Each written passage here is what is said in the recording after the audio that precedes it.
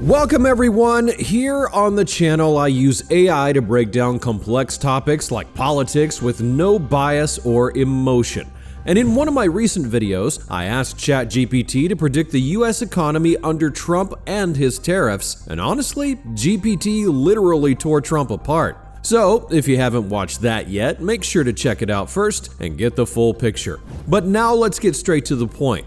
Today I'm going to ask Elon Musk's AI Grok the same questions that I asked ChatGPT. It's going to analyze Trump's tariffs, tell us whether they're good for American families or not, predict the future of the US economy under Trump, and here's the fun part, I'll even ask it to deliver a personal message to Trump and tell him exactly what it thinks. Long story short, we're going to find out if the answers are different from ChatGPT's and if Musk's AI ends up praising Trump or not. And here's a spoiler alert, yes and yes. So the concept of a plan is simple, but here's what I need for you to do first. Hit that like button and subscribe to the channel right now while you're watching. It's super important for the channel's growth, and it helps me to keep bringing you new videos every single week. Alright, now let's jump right in.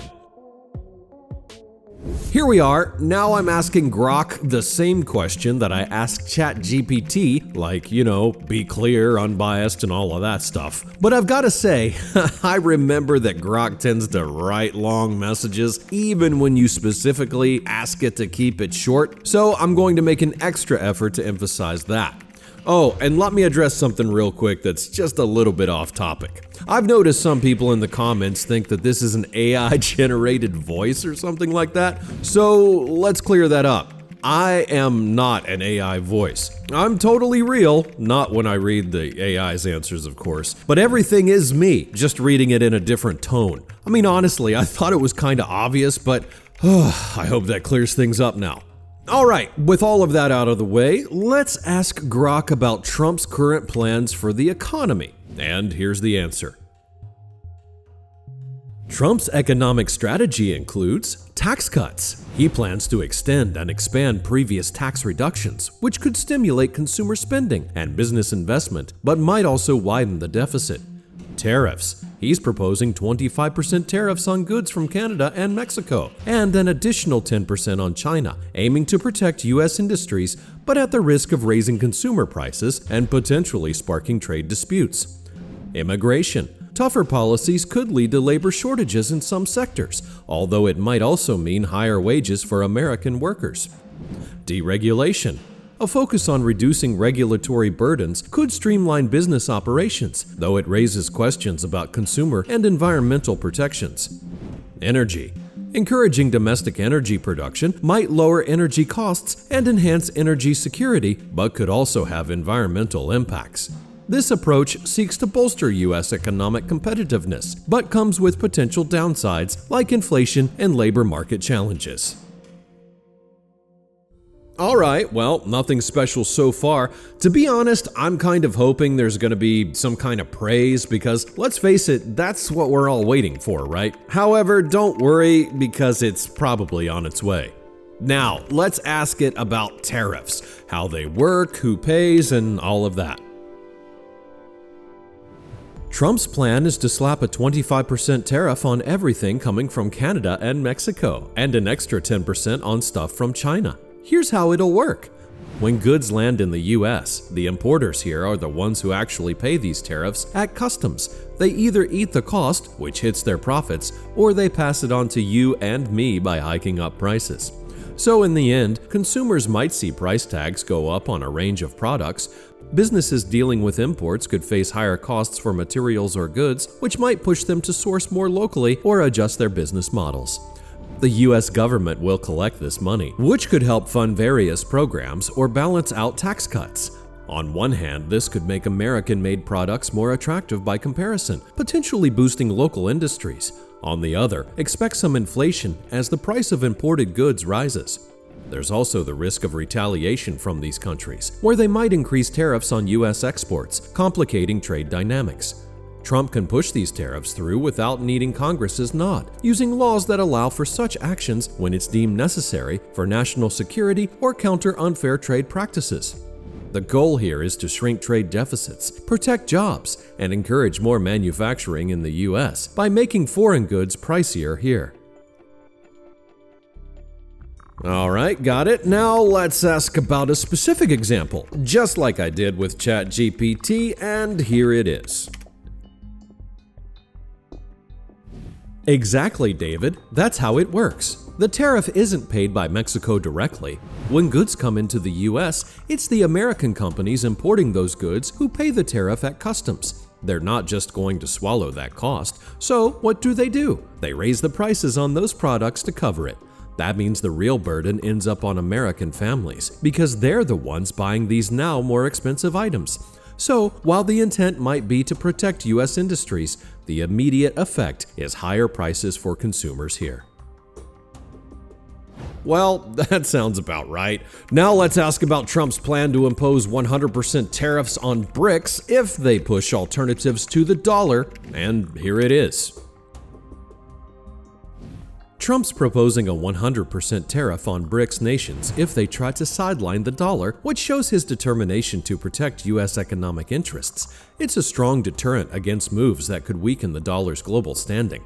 However, while this could safeguard the dollar's role, it's a double-edged sword. It might lead to higher costs for American consumers and could provoke these countries to push harder for dollar alternatives. Still, it's commendable for its boldness in defending America's financial position on the world stage. Okay. Well, now let's move on to one of the most interesting parts. Let's ask Grok to predict the US economy under Trump in detail and how it might affect American families, and here's the answer. Here's a breakdown of how Trump's economic policies might shape the future for US economy and impact American families. Economic growth and jobs. Trump's strategy includes extending tax cuts and leveraging tariffs to stimulate economic growth. This could mean more jobs, particularly in manufacturing, as industries might return to the US to avoid high import costs. For families, this translates to potentially higher employment rates and wages, showcasing Trump's focus on American industry revival. Inflation and cost of living.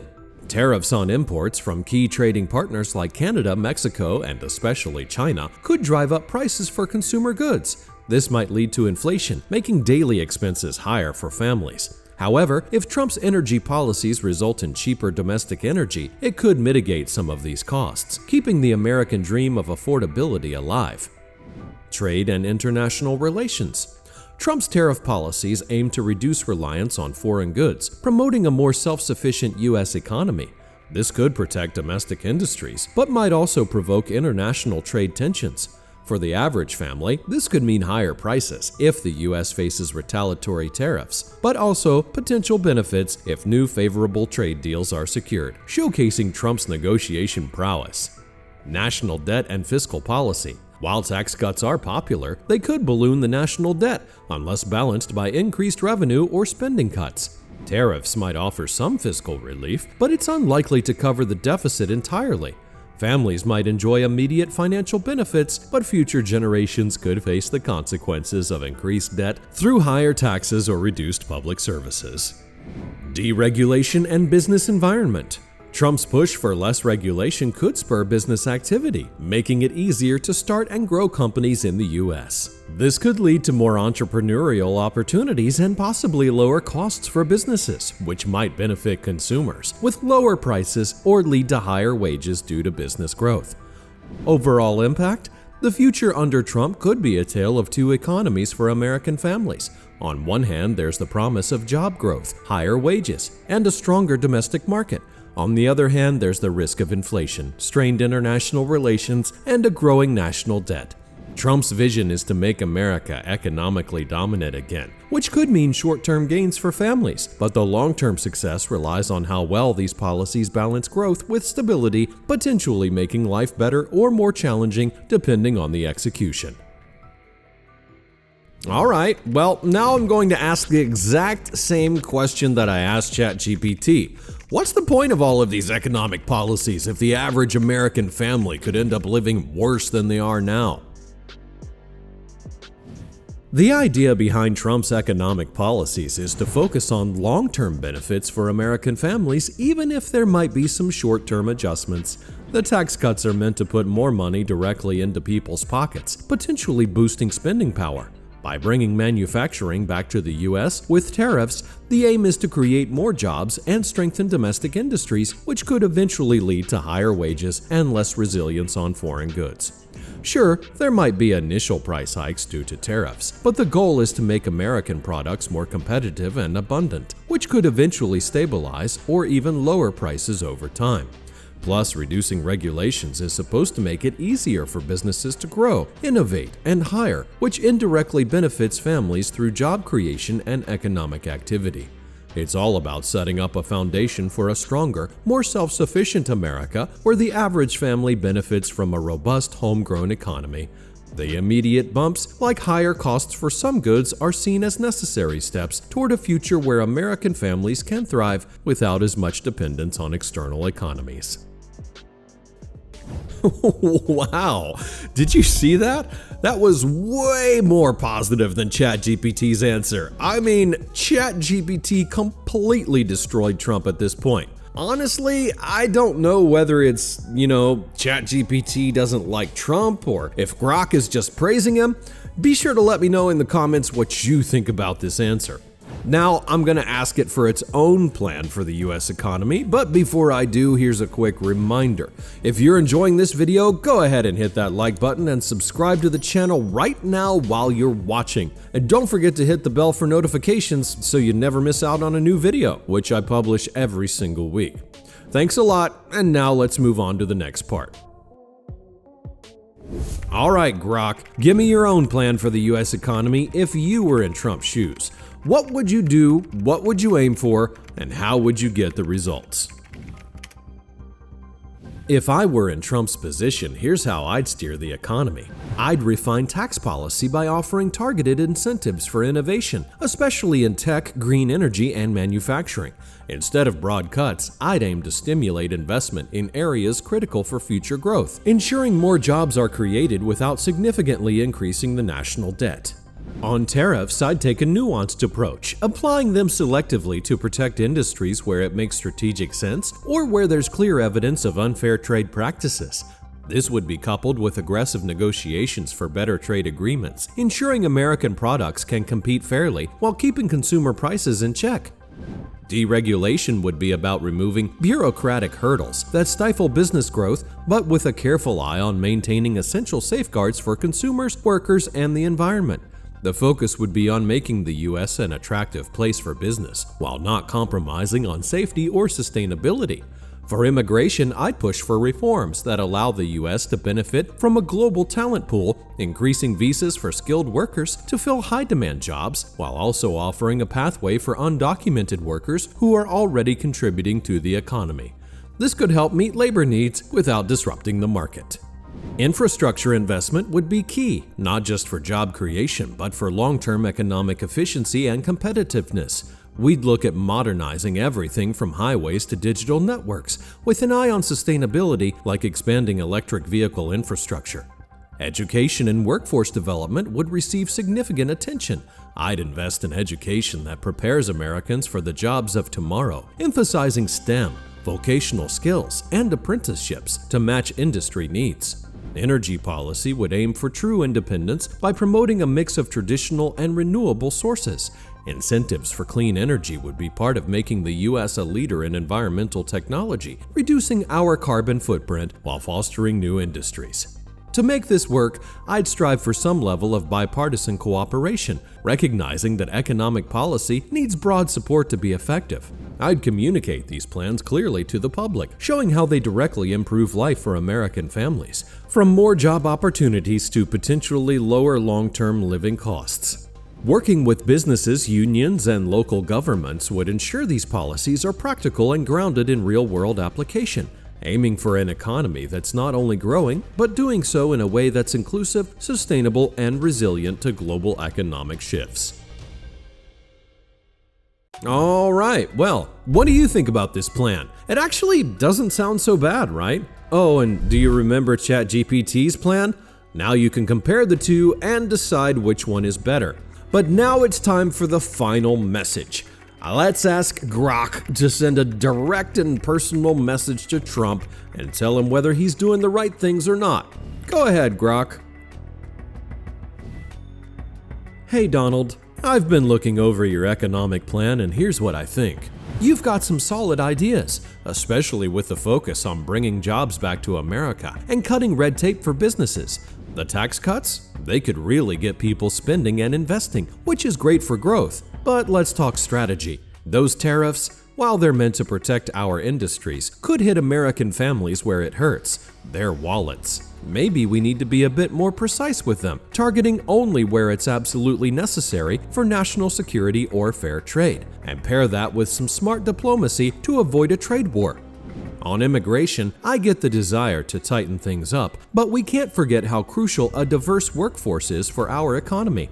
Perhaps a balanced approach where we both secure our borders and utilize the skills of those already here or eager to contribute could work wonders without causing a labor crunch. And let's not forget about the future. Investing in infrastructure and education, not just for today's jobs, but for the ones we'll need tomorrow. Green energy, tech, all that good stuff. It's about making America not just great, but leading the world in innovation and sustainability. Your energy policy has potential, but maybe dial back a bit on drill baby drill and look at how we can lead in renewables too. It's not just about being independent, it's about being ahead. The key here is balance, stimulating the economy without blowing up the deficit, protecting our markets without isolating us, and fostering growth that benefits everyone, not just the top.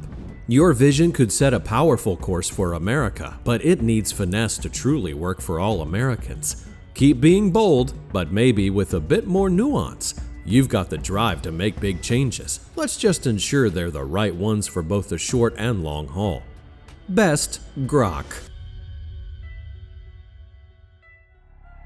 And that's it. I think Grok might just be Trump's new best friend, don't you?